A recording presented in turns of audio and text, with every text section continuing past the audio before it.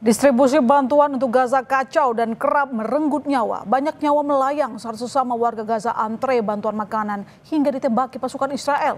Distribusi bantuan via udara pun dinilai tidak manusiawi dan membahayakan keselamatan warga.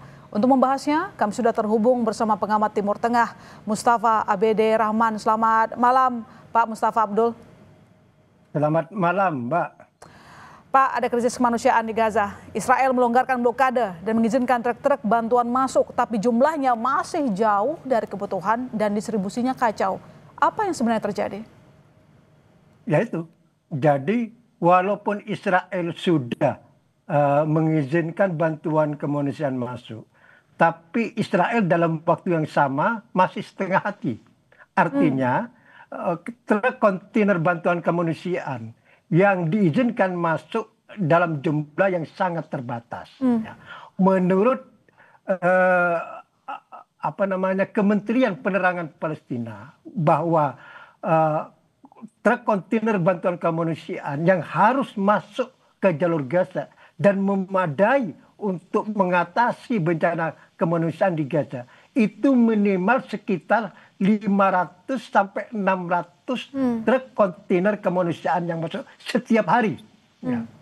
Tapi kenyataannya yang terjadi selama ini, ya, yang diizinkan oleh Israel hanya 50 sampai 70 truk kontainer bantuan kemanusiaan. Artinya masih jauh dari memadai. Maka kalau terjadi bencana kemanusiaan, kalau terjadi kekacauan, penjarahan dan lain sebagainya, ini akibatnya adalah karena Israel hanya memberi izin masuknya bantuan kemanusiaan tersebut dalam jumlah yang sangat terbatas.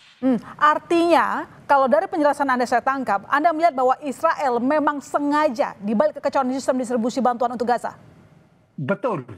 Begini Pak ya, kalau kita merujuk ke belakang sedikit aja, ya.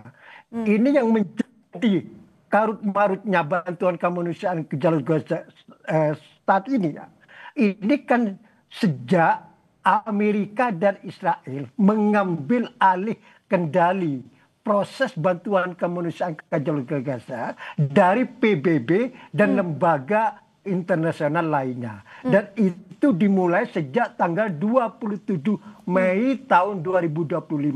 Jadi sejak tanggal 27 Mei 2025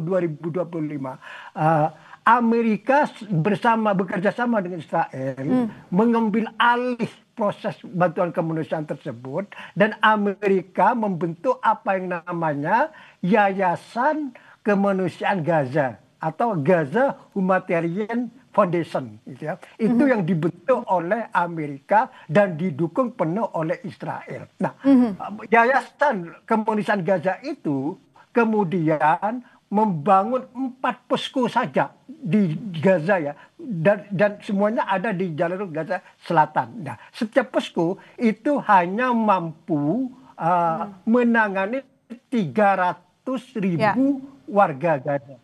Kalau 4 posko, 300 kali 4 kan berarti 1,2 juta.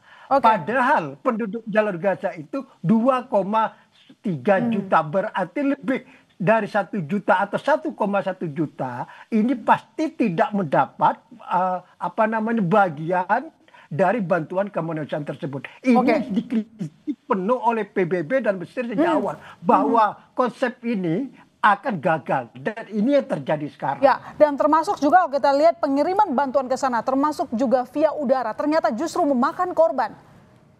Ada apa di balik ini, Pak Mustafa?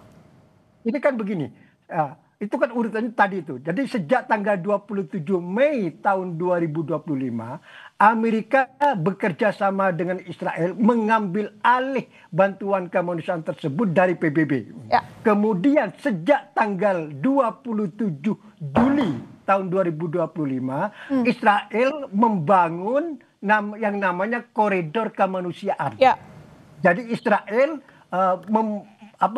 mengeluarkan izin bagi masuknya kontainer bantuan kemanusiaan tersebut ke Gaza, walaupun kenyataan di lapangan itu sangat terbatas. Akhirnya ya, beberapa negara seperti Uni Emirat, kemudian Jordan, Prancis dan seterusnya menerjunkan bantuan kemanusiaan itu dari udara, karena yang dari darat itu aksesnya sangat dibatasi oleh Israel.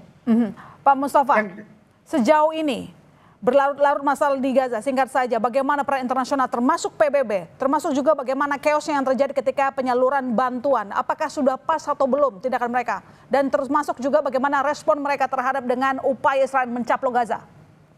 Ya, ini apa rencana Israel sekarang seperti dikatakan tadi akan mencaplok Gaza, ini akan semakin menimbulkan bencana kemanusiaan.